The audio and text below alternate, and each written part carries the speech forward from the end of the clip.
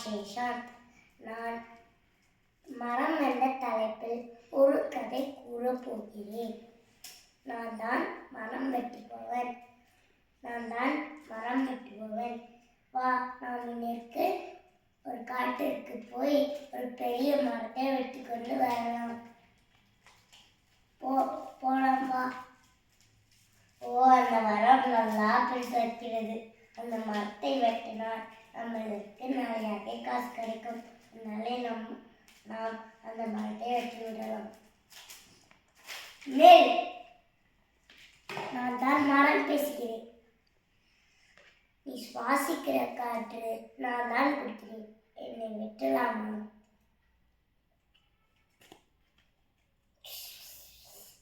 நல்ல குருவி பேசுறேன்.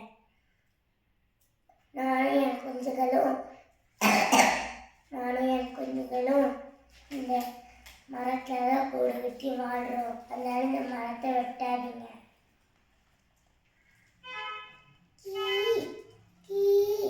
நான் தான் கிளி பேசுறேன். நாங்கெல்லாம் இந்த மரத்துல தான் பழமெல்லாம் உணவா சாப்பிடுவோம்.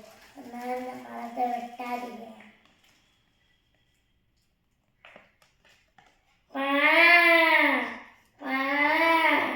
நான் தான் யானை பேசுறேன்.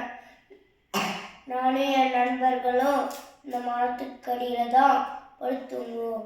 அதனால இந்த மரத்தை வெட்டாதீங்க.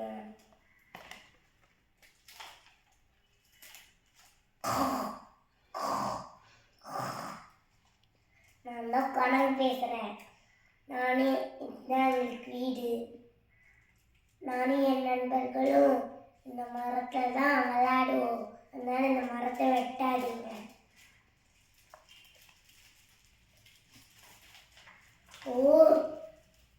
இந்த மரத்தினால இத்தனை நன்மைங்களா? இனிமேல் நான் மரத்தையே வெட்ட மாட்டேன். நீங்களும் வெட்டாதீங்க. இந்த கதையின் மீது என்னவென்றால், மரத்தை வளர்ப்போம், உலகை காப்போம். நன்றி.